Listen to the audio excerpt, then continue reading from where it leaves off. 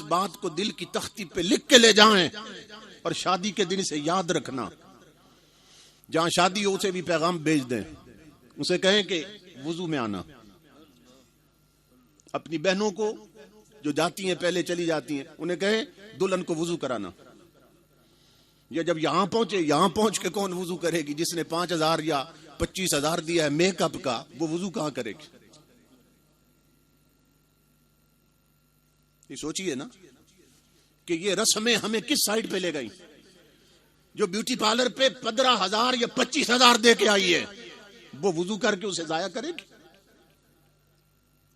اس کا تو 1000 بار وضو ٹوٹے, وہ نہیں کرے گی وضو. کیوں کرے گی؟ یہ چیزیں ہمارے اندر بے حسی بے غیرتی پیدا کر رہی. یہ انگریزوں کی چال تھی. آج ایسے کلپ بن گئے بالوں میں لگانے کے لیے کہ 10 دکانیں پھر کر جس لڑکی نے ایک کلپ خریدا ہے وہ چاہتی ہے کہ اس کو چھپا دے دوپٹے میں. سوچنے کی بات, وہ اس کلپ کو دکھانے کے لیے دوپٹہ سر سے اتار دے گی. ایک کلپ کے لیے دوپٹے اتر گئے. اور پھر یہاں لاکٹ جو بنے, لاکٹوں کے لیے گلے سے بھی گئے. اور تعلیم ایسی, اسکولوں میں کالجوں میں تعلیم ایسی دی جا رہی. پہلے یہ ہوتا تھا کہ بزم ادب ہوتا تھا.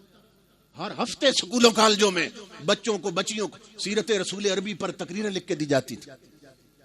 وہ تقریریں کرتے. اور اس وقت صورتحال یہ ہے کہ ہماری بر اعظم ایشیا کے سب سے بڑی یونیورسٹی پنجاب یونیورسٹی لاہور, اس میں ڈانس کی کلاس شروع ہو چکی. یہ پرویز مشرف کے دور سے ہوا. ہیرا منڈی سے ماہر کنجریاں بلا کر انہیں وہاں پروفیسر اور لیکچرر مقرر کر دیا گیا. اب تاجدار کائنات کا کلمہ پڑھنے والی وہاں ڈانس سیکھتی ہیں. یہ صورتحال ہو چکی. امام الانبیاء کے غلاموں, یہ وہ ساری چیزیں ہیں جن پر توجہ کی ضرورت ہے. تو آقا فرماتے ہیں کہ جو میاں بیوی جب دولہا بنے تھے, دلہن اور دولہا پہلی رات دنیا سو جائے اور وہ وضو کر کے مصلی پہ آ جائیں. یہ بتانا چاہتا ہوں رب کس طرح خوشی میں شریک ہوتا. اللہ فرماتا ہے فرشتوں مجھے اپنی عزت کی قسم ایسا کرو تو میں حکم دے رہا ہوں میرے عرش پہ نئے سرے سے چراغاں کر دیا جائے. یہ چھوٹی سی بات نہیں. یہاں چراغاں ہوا ہے نا, تو وہ شادی کیسی عظیم شادی ہوگی کہ بندہ شادی کر رہے چراغاں خدا کروا رہا. اللہ فرماتا ہے میرے عرش پر کن دلوں کے نقشے بدل دیے جائیں, ڈیکوریشن کا انداز بدل دیا جائے, نئی سیٹنگ کر دو میرے عرش پر فرشتوں. فرشتے عرض کرتے ہیں مولا کیا ہونے والا؟ اللہ فرماتا ہونے والا نہیں, ہو چکا ہے. زمین کی طرف دیکھو, 2 دولہا دلہن سارا کچھ بھول کر میری خاطر مصلی پہ آ گئے. انہوں نے آج جذبے اپنے میرے ہاتھ میں دے دیا, ان کی پیشانیاں میرے دروازے پہ جھک گئیں. مولا کیا خوش بخت جوڑا ہے, کیا خوش نصیب جوڑا ہے کہ جس کی خوشی میں تو بھی شریک ہے. فرمایا فرشتوں صرف چراغاں نہیں کرنا, ان کے لیے گفٹ بھیجنا ہے. مولا کیا کرے؟ آواز آتی ہے جنت میں جاؤ, میری رحمت کی ایک چادر لاؤ, میرے فضل کی جھالریں لگاؤ اور لے جاؤ زمین پر جہاں دونوں کھڑے ہیں, اس ایک چادر میں دونوں کو لپیٹ دیا جائے.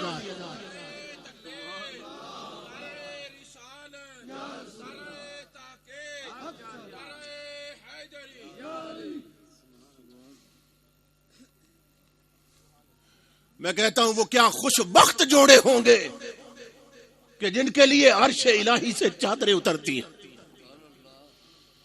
اور جو ان چادروں میں لپٹ جاتے ہیں لوگ, اور رب کی عزت کی قسم ان کے پیدا ہونے والے بچے ڈسکو ڈانسر نہیں بنتے. کوئی میر علی شاہ بنتا ہے, کوئی غریب نواز بن جاتا ہے.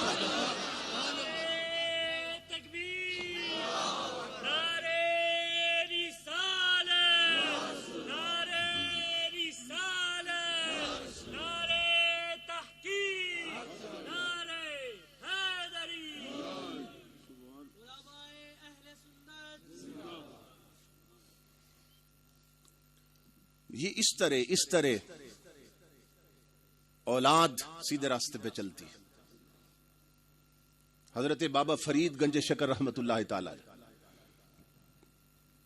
ان کی ابھی عمر 6-7 سال کی تھی. محلے کی عورتیں ان کی والدہ کے پاس گئیں, کہنے لگی فرید کی ماں ہمیں ایک بات کا جواب دے, تیرا بچہ ہمارے بچوں جتنا ہے, عمر ایک ہی کنویں کا پانی پیتے ہیں, ایک ہی زمین کا اناج کھاتے ہیں, پھر اتنا فرق کیوں ہے کہ ہمارے بچے سارا دن گلیوں میں آوارہ گردی کرتے ہیں, گلی ڈنڈا کھیلتے رہتے ہیں, تیرے فرید کو جب دیکھو حضور پہ درود پڑھتا نظر آتا, دنیا سوتی ہے یہ مصلی پہ روتا ہے,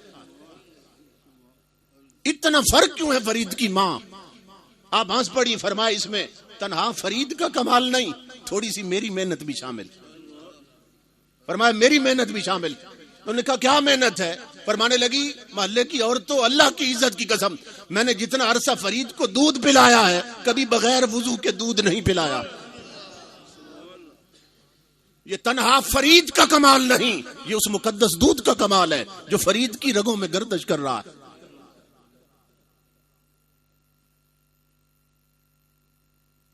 ہماری یہ آئیڈینٹی, ہماری یہ پہچان, ہماری یہ عظمتیں ہیں.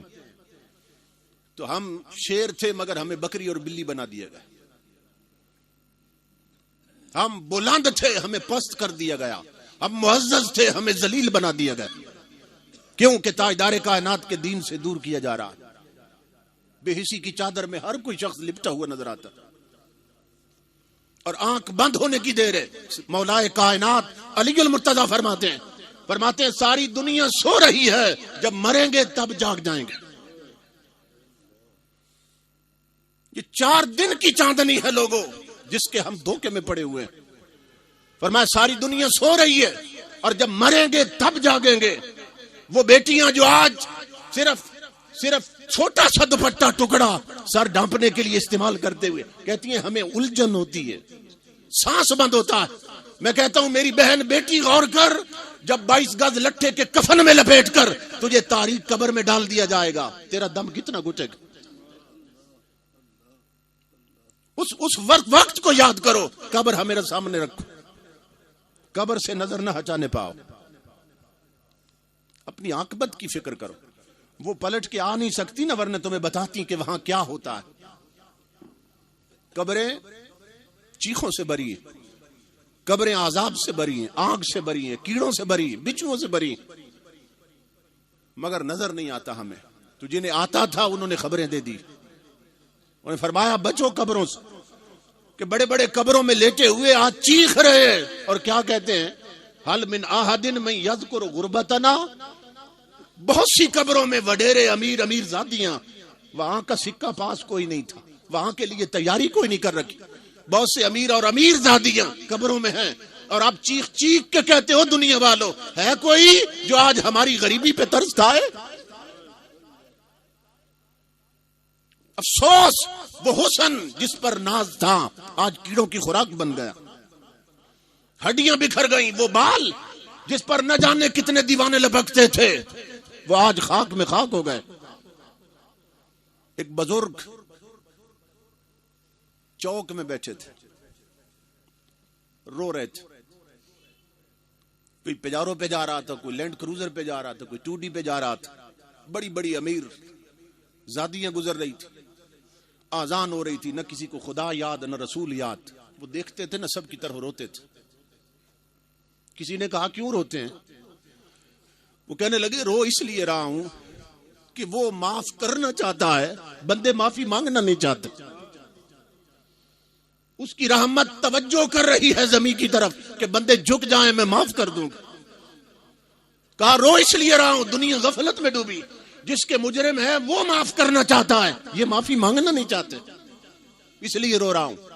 اگلے دن اسی بزرگ کو کسی نے قبرستان میں روتے دیکھا. درمیان بیٹھا تھا, چیخو پکار رو رہا تھا. کسی نے کہا بزرگو عجیب آدمی ہے, آبادی میں بھی روتے ہیں اور ویرانے میں بھی, وہاں بھی روئے اور یہاں قبرستان میں بھی رو رہے ہیں, اب کیوں رو رہے ہیں؟ رو کر فرمانے لگے اب اس لیے رو رہا ہوں کہ دنیا معافی مانگ رہی ہے, وہ معاف کر نہیں رہا. اب قبروں میں چیخو پکار ہے مولا معاف کر دے. اب بچھو ڈس رہے, آگ لگی ہے جسموں کو, اب کہتے ہیں معاف کر دے, وہ کہتے ہیں نہیں معاف کرتے.